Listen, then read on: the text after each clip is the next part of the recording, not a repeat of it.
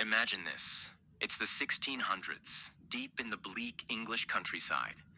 A farmer named Elias, worn down, grizzled, his face etched with decades of hardship, drags himself through the wreckage of another failed harvest.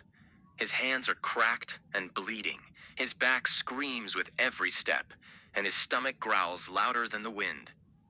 He's old, far too old for this endless toil. Every night, he collapses onto a creaky cot in his crumbling shack, staring at the cold, indifferent sky through a hole in the roof. And every night, the same bitter words spill from his chapped lips. I deserve better than this. If I just had more time, I'd claw my way out of this misery. One stormy evening, as thunder rumbles like a warning, he spots it, a blazing star, slicing through the heavens like a blade. Desperate, half mad, he throws his head back and shouts into the gale, "I wish I was immortal. Give me all the time in the world." The star flares brighter. And then, silence. Welcome to a tale that'll haunt you long after it ends. A warning wrapped in a curse. Because sometimes, forever isn't a gift. It's a prison. For a while, Elias thought he'd struck gold. The years ticked by, and while his neighbors' hair turned gray and their bones brittled, Elias stayed the same. His muscles taut, his eyes sharp, his body defying the march of time. At first he didn't notice. He was too busy reveling in it. Time was his to bend. He worked his fields like a man possessed, outlasting every frost, every flood. Where others faltered, he thrived. By the late 1600s, his tiny patch of dirt had grown into a thriving estate.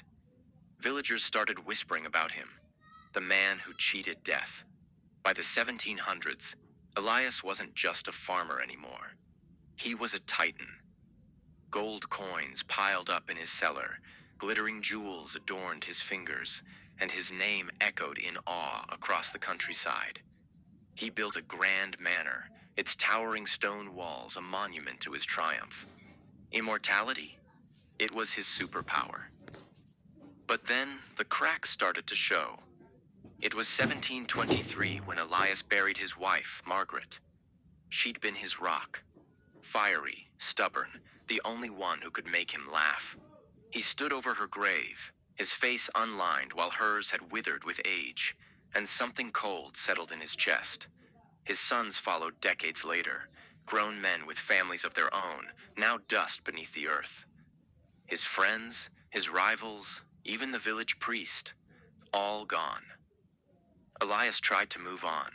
He remarried once, twice, 3 times over the centuries, each wife a fleeting spark in his endless night. But every love story ended the same way. Him, alone, standing over yet another headstone.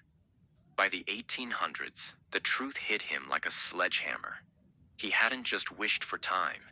He'd wished for isolation. The world kept turning, and Elias couldn't escape it. He saw the Napoleonic Wars tear Europe apart, stood on blood-soaked fields as empires crumbled.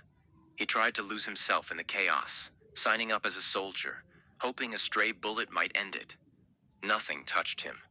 Sabers bounced off his skin, cannonballs missed by inches.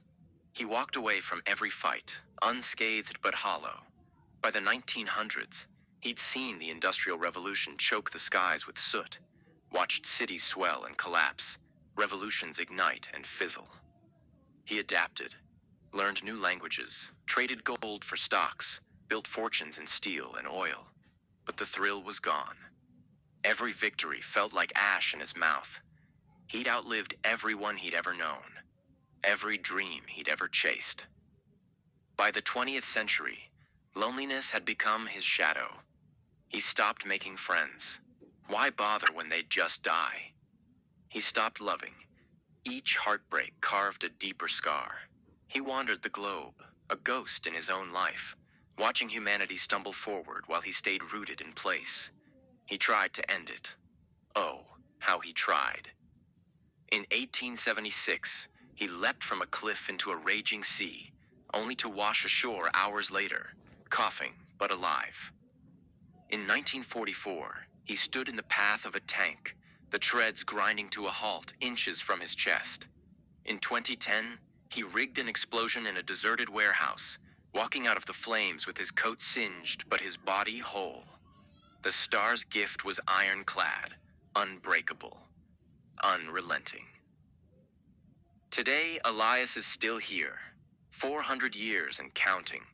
He's got vaults stuffed with billions. Cryptocurrency, real estate, artifacts from empires long dead. His name's a whisper in elite circles, a myth among historians. But wealth can't buy peace. He lives in a sprawling penthouse overlooking a glittering skyline, surrounded by luxury he doesn't feel.